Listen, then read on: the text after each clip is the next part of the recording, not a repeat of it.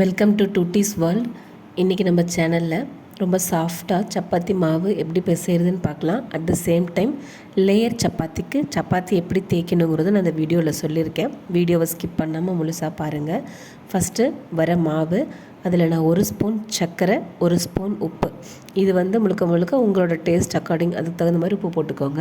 இது கூடவே 1 table spoon எண்ணெய், 3ம் போட்டுட்டு வர மாவுலேயே அது 3 நல்லா மிக்ஸ் ஆகிற அளவுக்கு இந்த மாதிரி கலந்துட்டு நீங்கள் கையில் எடுத்து உருண்டை பிடிக்கிறீங்க அப்படின்னா இந்த மாதிரி உருண்டை பிடிக்கிற பதம் வரணும். அந்தளவுக்கு நல்லா மாவை அந்த எண்ணெயில் உப்பு சர்க்கரை எல்லாம் போட்டு திரிச்சதுக்கப்புறமா கொஞ்சம் கொஞ்சமாக தண்ணியை தெளித்து பிசைங்க. நீங்கள் எந்த மாவு பிசைறதா இருந்தாலும் எடுத்த உடனே அப்படியே ஊற்றக்கூடாது, தெளித்து தான் பிசையணும். அப்போ தான் நம்மளால் வாட்டர் அட்ஜஸ்ட் பண்ண முடியும். இது ஆக்சுவலாக எப்படி பிசையணும்னு பார்த்தீங்கன்னா, புட்டு மாவு பிசைஞ்சிருந்தீங்க அப்படின்னா உங்களுக்கு அந்த பதம் தெரியும். நம்ம திரிச்சு தான் புட்டு மாவு வர மாவை ஈரம் பண்ணுவாங்க. அதே மாதிரி தான் சப்பாத்தி மாவும். எடுத்த உடனே எடுத்து சேர்த்து உருட்டக்கூடாது.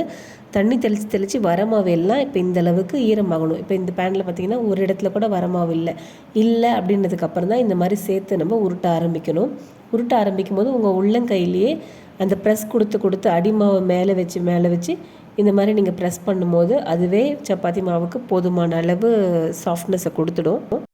பாருங்கள், இப்போ நான் எப்படி நல்லா உள்ளங்கையிலேயே அழுத்தம் கொடுத்து பிசைறேன்ட்டு. இந்த மாதிரி பிசையும் போது நல்லா உங்களுக்கு அதோட சாஃப்ட்னஸ் கிடச்சிடும். நீங்கள் அப்படியே தூக்கி போட்டு 4 அடி அடிக்கலாம். உங்களுக்கு யாருக்கு மேலே கோவம் இருக்கோ அவங்கள நினச்சிட்டு 4 சாத்துங்க. அப்படி இல்லைனா கூட நீங்கள் சப்பாத்தி தேய்க்கிற அந்த கட்டை மேலேயே எடுத்து வச்சு அந்த ரோலர் பின் வச்சு கூட நல்லா 4 தட்டலாம். அதுலேயும் சாஃப்டாகிடும். இப்போ மாவு காயாமல் இருக்கிறதுக்கு நான் மேலே ஆயில் அப்ளை பண்ணி வச்சுருக்கேன். ரொம்ப நேரம் வைக்கணுங்கிற அவசியம் இல்லை, ஒரு 10 நிமிஷம் இருந்தாவே போதுமானது. எடுத்துகிட்டு திரும்ப எல்லாத்தையும் சேர்த்து ஒரு தடவை, ஏன்னா மேல் மாவு கொஞ்சம் லைட்டாக ட்ரையாக இருக்கும், தேய்ச்சிட்டு நம்ம சப்பாத்தி சுட ஆரம்பிச்சிடலாம். இப்போ இது பார்த்திங்கன்னா ஃபஸ்ட்டு மெத்தடு பார்த்துக்கோங்க.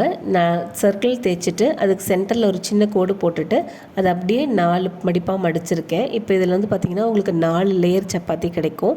அவுட்டர் லேயர் 2 இல்லாமல் உள்ள இன்னர் லேயர் 2 கிடைக்கும். இது மேல் லேயர் கிறிஸ்பாகவும் உள்ள லேயர் சாஃப்டாகவும் சாப்பிட்றதுக்கு ரொம்பவே சூப்பராக இருக்கும். அட் த சேம் டைம் உங்களுக்கு ட்ரையாங்கிள் ஷேப்பும் கிடச்சிடும். அதே போல் சப்பாத்தி சுடும்போது எப்போவுமே பார்த்திங்கன்னா ஃப்ளேம் மீடியம் ஹையில் தான் இருக்கணும், லோவில் வைக்கக்கூடாது. லோவில் வச்சு சுட்டோம் அப்படின்னா நம்மளோட சப்பாத்தி ஹார்ட் ஆகிறதுக்கான சான்சஸ் இருக்குது. ஸோ பார்த்துக்கோங்க. இது செகண்ட் மெத்தடு. இது பார்த்திங்கன்னா நம்ம எப்பயும் போல் ரவுண்ட் சர்க்கிள் தேய்ச்சிட்டு கத்தி வச்சுட்டு மேலே ஆயில் அப்ளை பண்ணதுக்கப்புறம் இந்த மாதிரி சின்ன சின்ன பீஸஸாக கட் பண்ணிகிட்டே வாங்க. கட் பண்ணது எல்லாத்தையும் ஒன்று சேர்த்து நீங்கள் இப்படியே ரோல் பண்ணணும். ரோல் பண்ணும்போது நல்லா நோட் பண்ணுங்கள். நான் ஒரு எட்ஜு மேலே இன்னொரு எட்ஜு அது வச்சுருக்கேன், தூக்கி மேலே தான் வைக்கணும். அப்போ உங்களுக்கு நல்லா அந்த பஃப்னு கிடைக்கும் பரோட்டா ஷேப்பில்.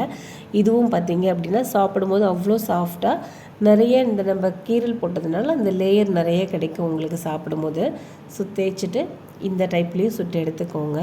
இப்போ தேர்ட் மெத்தட் பார்த்திங்கன்னா, நம்ம புடவை மடிக்கிற மாதிரி ரவுண்ட் சர்க்கிள் தேய்ச்சிட்டு ஆயில் அப்ளை பண்ணிவிட்டு அப்படியே கொசுவும் மடிக்கிற மாதிரி மடிச்சுட்டே சேம் அடி இதுக்கு இன்னொரு பாட்டை மேல் பக்கமாக வச்சு அதே ரவுண்ட் ஷேப்பில் நீங்கள் தேய்ச்சி எடுத்துக்கோங்க. இது ஒரு மெத்தட். இதுவும் சாப்பிடும்போது பார்த்திங்க அப்படின்னா ஒரு பரோட்டா ஃபீல் தான் கொடுக்கும். கோதுமை பரோட்டா செய்கிறதுக்கு இந்த மெத்தட் நீங்கள் ட்ரை பண்ணி பார்க்கலாம். இப்போ நான் உங்களுக்கு நெக்ஸ்ட்டு நார்மல் ரவுண்ட் சப்பாத்தி தான், பட் சப்பாத்தியை எப்படி சுடணும் அப்படிங்கிறதுக்காக தான் இந்த சப்பாத்தி செஞ்சுருக்கேன்.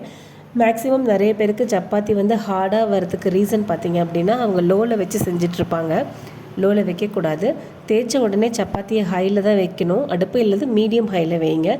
ஒரு பக்கம் போட்டு ஒரு நிமிஷம் ஆனதுக்கப்புறம் திருப்பினிங்கன்னா இந்த மாதிரி உங்களுக்கு அந்த ஒயிட் கலர் ஃபார்ம் ஆகும். அந்த டைமில் ஆயில் அப்ளை பண்ணிவிட்டு அந்த அடுத்த பக்கத்தையும் திருப்பி போட்டு அந்த பக்கமும் ஒரு ஆயில் அப்ளை பண்ணுங்கள். நான் திருப்பி போட்டு காமிக்கிறேன் பாருங்கள். இந்த மாதிரி அந்த ப்ரௌன் டாட்ஸ் வர ஆரம்பிக்கும் போதே ஆயில் அப்ளை பண்ணிவிட்டு நல்லா ப்ரெஸ் பண்ணி எட்ஜஸ்ஸு சென்டர் எல்லாமே குக் பண்ணிக்கோங்க. ஹையில் இருக்கிறதுனால டக்குன்னு குக் ஆகிடும். நீங்கள் ரொம்ப நேரம் ஒரே பக்கம் வச்சுருந்தீங்க அப்படின்னா கருகிறதுக்கு வாய்ப்பு இருக்குது. ஸோ 2 பக்கமும் ஃப்ளிப் பண்ணி நீங்கள் சுட்டு எடுத்துடலாம். இது சப்பாத்தி சுடுறதுக்கு உங்களுக்கு டக்குன்னு வேலையும் ஆகும். அட் த சேம் டைம் ரொம்ப சாஃப்டாகவும் வரும். இப்போ அடுத்த லேயர் எப்படி பண்ணுறதுன்னு பார்க்கலாம். எப்பயும் போல் ரவுண்ட் சர்க்கிள் தேய்ச்சிக்கோங்க. கூட கொஞ்சம் டஸ்ட்டுக்கு நான் மரமாவு போட்டிருக்கேன். இப்போ ஒரு ஹாஃப்லேருந்து கட் பண்ணிவிட்டு நான் ரோல் பண்ணுற மாதிரி இப்படியே நீங்கள் ரோல் பண்ணிவிட்டு வாங்க.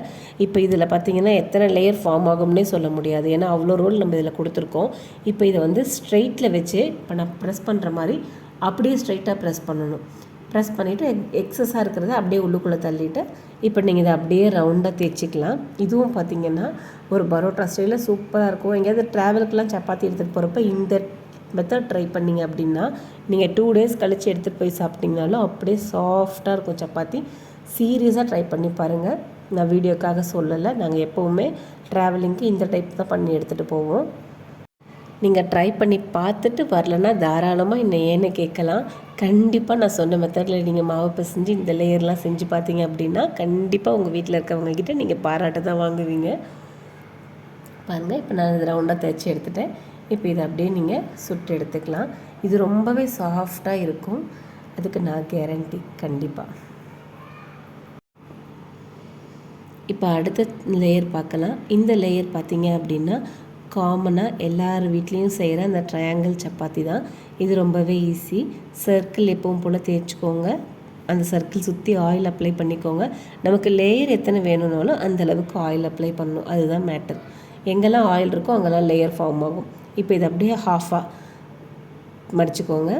அதுக்கப்புறம் அந்த லேயர்லேயும் லைட்டாக ஆயில் அப்ளை பண்ணிவிட்டு திரும்ப அதை இன்னொரு மடி மடிச்சுக்கோங்க. இப்போ உங்களுக்கு ஆட்டோமேட்டிக்காக ட்ரையாங்கிள் ஷேப் கிடச்சிடும். இப்போ அந்த ட்ரையாங்கிள் ஷேப்பை நீங்கள் எப்பயும் போல் மாவு டஸ்ட் பண்ணிவிட்டு தேய்ச்சிட்டு சுட்டு எடுத்துக்கோங்க. இது வந்து நார்மலாக மேக்ஸிமம் 90% பீப்புள் பண்ணுற டைப் தான் இது. பட் ஆனால் இது கூட ட்ரையாங்கிள் சப்பாத்தி நிறைய பேருக்கு தெரியாமல் இருக்க வாய்ப்பு இருக்குது. அவ்வளவுதான். நம்ம சப்பாத்தி நம்ம ஷேப் நம்ம விருப்பம் தான். நம்ம எத்தனை லேயர் ஃபார்ம் ஆகும்னு நினைக்கிறோமோ அதுக்கு தகுந்த மாதிரி நீங்கள் மடித்து சுட்டு எடுத்தீங்க அப்படின்னாவே உங்களுக்கு லேயர் கிடச்சிரும். நான் சப்பாத்திக்கு பார்த்தீங்க அப்படின்னா காளான் மசால் தான் பண்ணியிருக்கேன்.